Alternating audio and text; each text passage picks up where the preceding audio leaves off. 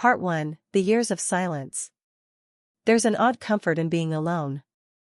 It's like your own company is enough, and everything else feels too loud or confusing. At least, that's how I always felt. I'd spent 33 years of my life moving through the motions, work, home, repeat, never quite feeling the need for more. Sure, I had friends, some deep, some fleeting, but no one ever seemed to stay in my life for long. Relationships were something I just didn't quite get. But the truth was, I didn't know what I was missing. It wasn't as if I'd been against love. I was simply resigned to the fact that it was something other people experienced. People in books. People on the movies. People with more outgoing personalities than mine. But for me, love was a distant possibility, an idea reserved for others. My life had a rhythm: coffee in the morning, work at the office, an occasional evening with friends, and then home to my small apartment. Nothing dramatic. There were no heart-wrenching goodbyes or explosive moments of clarity. I had an easy routine, and I clung to it because it was predictable. Comforting. After all, my parents were together forever, people who seemed to glide through life as a perfect pair, never really fighting, always in sync. I knew that was rare, but it didn't make the world of relationships seem any less intimidating. It wasn't until that fateful Saturday afternoon that my perception of love would start to shift. Part 2, The Unexpected Encounter. I was at the local bookstore, a haven of silence and endless stories. I loved the quiet there, the musty scent of paper that seemed to absorb the world's noise. I had a book in hand, a novel about a mysterious woman lost in time, when I saw her across the aisle. At first, I didn't even know why I noticed her. She was standing in front of the poetry section, browsing slowly, as if unsure about what to pick. She wasn't stunning in the way actresses are depicted in magazines, but there was something about her smile, the way she tilted her head in thought, her messy bun that looked like it had been thrown together in a rush but somehow worked so well. She wasn't like the women I had met before. She wasn't trying too hard, not perfect, but somehow she glowed in a way I couldn't define. Her presence wasn't loud, but it commanded attention, and for some reason, my heart skipped a beat. I tried to ignore the sudden fluttering in my chest. It wasn't possible. I didn't fall in love. But, just as I turned to leave, she glanced up and caught my eye. My throat went dry. "I'm sorry," she said, her voice warm and casual, "but do you have a recommendation for poetry?" I blinked, momentarily thrown by the question. Poetry? I wasn't exactly a poetry expert. But something inside me nudged me to be brave. Sure, I stammered. If you like modern poetry, I'd suggest Rupi Kaur. If you want something a little more classic, maybe Whitman? Her eyes brightened as she nodded, clearly pleased with the suggestions. Whitman. I love that. Thanks. She extended her hand, and in that simple gesture, my world shifted slightly. I'm Sarah, she said, her eyes kind and curious. I'm Ben, I replied, shaking her hand. For a moment, we just stood there, an awkward silence between us. I wasn't good with small talk, especially with someone so captivating. But something about her made me want to keep talking. I come here often, Sarah continued, as if she sensed my hesitance. There's something about the smell of books, it's like stepping into another world. Yeah, I know what you mean, I said, feeling a little more at ease. Books are comforting. They don't ask for anything. She smiled, and I felt something deep inside stir. There was an ease between us that I hadn't expected. I wasn't the type to talk to strangers, especially not women who looked like they could be the lead in a romance novel, but something about her made me feel safe. I never would have pegged you as a poetry guy, she said, teasing me lightly. I guess I'm full of surprises, I said, trying to match her energy, though inside, I was anything but confident. We talked for a little while longer. She was intelligent, well-spoken, and incredibly down-to-earth. Our conversation danced between poetry, our favorite novels, and some of the oddest things we'd learned in our respective jobs. I was amazed by how easy it was to talk to her. With every word, my walls started to crumble, and the idea that I could actually like someone like her, began to take root. When we finally parted ways, she smiled at me one last time. "It was really nice meeting you, Ben." "Same here," I said, a little breathless. Maybe I'll see you again?" Her eyes twinkled. "Maybe. You never know." That was the first time I'd ever felt like maybe, just maybe, I wasn't meant to be alone forever. Part 3, The Awakening. The days that followed were filled with an odd mixture of excitement and nervousness. I found myself thinking about Sarah constantly, her laugh, the way she would push her glasses up her nose absent-mindedly when she was deep in thought, the sound of her voice as she spoke about her favorite books. The idea of someone so effortlessly kind and real had opened up something in me I hadn't even known was there. At work, I couldn't concentrate. I'd never realized how empty my life had been until I started wondering if there was room for something more, someone more. Sarah had, without even trying, cracked open a door to something new. But I didn't know what it was. Was it infatuation? A fleeting crush? Or something deeper? I saw her again a few days later, this time at a local coffee shop. She was sitting by the window with a notebook open, scribbling something down. I almost didn't go over to her, but the pull was too strong. I had to know if there was something real there, or if I was just imagining it. "Hey," I said, my voice shaky. She looked up, her face lighting up when she saw me. "Ben." "Hey. Fancy seeing you here." We ended up talking for hours, the conversation flowing like it had that first time in the bookstore. But this time, there was something more, something I couldn't ignore. "I've been thinking about you a lot," I confessed, staring into her eyes, unable to hold back anymore.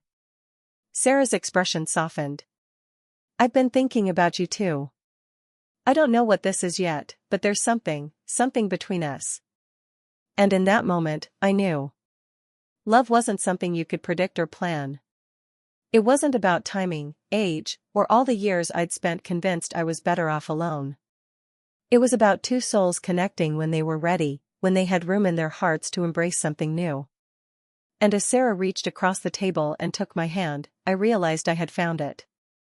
I had found love. Part 4, Love in Bloom. The days and months that followed were filled with small moments of joy.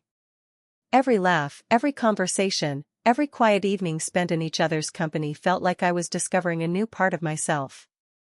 Love wasn't something that arrived with grand gestures or dramatic declarations. It was the quiet moments, the gentle touch of her hand, the way she smiled when she saw me after a long day, the way she made me feel like I belonged. We moved in together after a year, and I marveled at how effortlessly we fit into each other's lives. It wasn't perfect, there were challenges, disagreements, and awkward moments. But with Sarah, love wasn't about perfection. It was about growth, compromise, and supporting each other through life's ups and downs. At 35, I looked back on the years before I met her, and I couldn't believe how much I had missed. But at the same time, I was grateful for every experience that had led me to this moment. Because love, for me, didn't come when I was young. It came when I was ready. It came when I was open to the possibility of someone else walking into my life and changing everything. And for the first time, I truly believed that love was not just for other people. It was for me, too. Part 5, Navigating the Future. As Sarah and I settled into our life together, I found myself grappling with something I hadn't expected. The idea of truly opening up to another person. Sure, I had let her into my life, but I hadn't let her into everything. The past, the fears, the insecurities I'd kept buried for so long.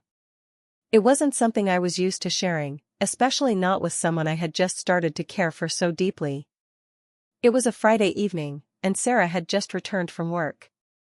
We had dinner plans, her favorite restaurant, a cozy little bistro downtown, but I couldn't shake the feeling that something was off. The weight of my own past was beginning to feel heavier, and I knew it was time to face it. "Ben, what's going on?" Sarah asked, setting down her purse and walking toward me. Her brow was furrowed in concern. I didn't know where to begin. So many parts of my life had been hidden away, shielded behind a wall I built years ago. But with Sarah, the walls were starting to feel unnecessary. She had this way of seeing through them, and somehow, that terrified me. I think I need to talk to you about something, I said, my voice trembling slightly. She sat down beside me, placing her hand gently on my knee. Whatever it is, you know you can tell me, right? I nodded, taking a deep breath. I've never been great at relationships, Sarah. I've never really been able to let anyone in, not completely. And there's this part of me that's always held back, even with you. I'm afraid that if I tell you everything about my past, you'll think I'm damaged, or not worth loving. Sarah's expression softened, her eyes reflecting understanding and compassion. Ben, we all have a past. I have mine, you have yours. What matters is how we choose to move forward, not the mistakes or fears we've carried with us. And I love you. I love you for who you are now, not for who you used to be. Her words hit me like a wave, washing away the last remnants of my doubt. I realized then that love wasn't about perfection, it was about acceptance, about trusting someone enough to let them in, and allowing yourself to be vulnerable. I had spent so many years protecting myself from disappointment, but now, I didn't want to hide anymore. I don't deserve you, I whispered, my voice full of emotion. Her hand cupped my face gently. You do, Ben. You deserve love just as much as anyone else. And I'm here. I'm not going anywhere. It was in that moment, with her hand in mine and her words surrounding me like a shield, that I knew we were meant to face everything together. Our pasts, our fears, our futures, it would all come as a package. But if we could face it side by side, we would make it work. Part 6, Growing Together. The months that followed were a beautiful whirlwind. I found myself learning and evolving in ways I hadn't expected. Sarah encouraged me to take risks, to chase after the things I had always wanted but never believed I could achieve. I started taking up photography, something I had always been passionate about but never had the courage to pursue seriously. With Sarah's support, I began exhibiting my work, something I had only dreamed of before. In return, I encouraged her to start writing again. She had once dreamed of becoming a published author, but life had distracted her from that goal. Together, we built each other up, helped each other overcome our fears, and celebrated our small victories. It was in these moments, these shared experiences, that I realized love wasn't just about moments of passion or romance. It was about growth, support, and a shared vision for the future. We also started traveling together. There was a sense of adventure in everything we did, whether it was a weekend getaway to the mountains or a spontaneous road trip to the beach. With Sarah, I saw the world differently. It wasn't just a series of places, it was a collection of memories we were making together. One evening, while we were sitting on the porch of a small beach cottage, watching the sun dip below the horizon, Sarah leaned over to me and whispered, "Can you believe how far we've come?" I smiled, squeezing her hand. No. I didn't even know this kind of love was possible. We make it possible, she replied, her voice full of warmth. And in that moment, as the waves lapped gently at the shore, I realized how much my life had changed in such a short time. Love had opened me up to a world I had never known. I wasn't just in love with Sarah, I was in love with the person I had become because of her. Part 7, The Proposal. 2 years into our relationship, I knew without a doubt that Sarah was the one. I had never believed in soulmates before, but I couldn't imagine a life without her. There had been challenges, misunderstandings, small disagreements, and even moments of doubt, but love was not about avoiding conflict. It was about working through it together, hand in hand, growing stronger with each step. We were back at the bookstore where we first met, a quiet afternoon much like the one that had changed everything. This time, we weren't strangers anymore. We were partners, a team. I had the ring tucked away in my pocket, and as we wandered through the aisles, looking at books and sharing our thoughts on our latest reads, I knew it was the right time. "Sarah," I said, pulling her gently toward me, "I have something to ask you." She looked at me, her brow raised, a playful smile on her lips. "What's up?" I knelt down, my heart pounding in my chest. "Will you marry me? Will you spend the rest of your life with me, building this life we've started together?" Her hand flew to her mouth, her eyes wide with surprise. For a moment, time seemed to stand still as she processed what I had said. Then, her face broke into the most beautiful smile I had ever seen. "Yes," she said, tears welling in her eyes. "Yes, Ben. 1,000 times yes." As I slipped the ring onto her finger, I knew that this moment, this decision, was the culmination of everything we had been through. We had both come a long way from our separate pasts, and now, we were walking into the future together, stronger than ever. Part 8, A New Beginning. The wedding was everything we had imagined. It wasn't extravagant, just a small gathering of close friends and family, but it was perfect. As I stood at the altar, watching Sarah walk toward me with that same radiant smile, I felt a deep sense of peace settle over me. We had made it. Through all the uncertainties, all the moments of fear and doubt, we had found each other.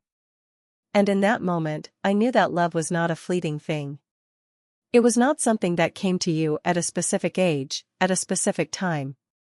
It was something that you build, something that you choose. And I had chosen her, just as she had chosen me. As we exchanged our vows, I realized that falling in love at 33 wasn't too late. In fact, it was the perfect time. I had lived enough of life to appreciate what love truly meant. And now, I had the rest of my life to experience it, with Sarah, my best friend, my partner, my forever. Epilogue, a love that lasts. Years passed, and life with Sarah continued to be a beautiful adventure. We bought a house, started a family, and built a life full of love, laughter, and shared dreams. I often looked back at the time when I thought I was too old to fall in love, and I couldn't help but smile. Love doesn't come with a set timeline.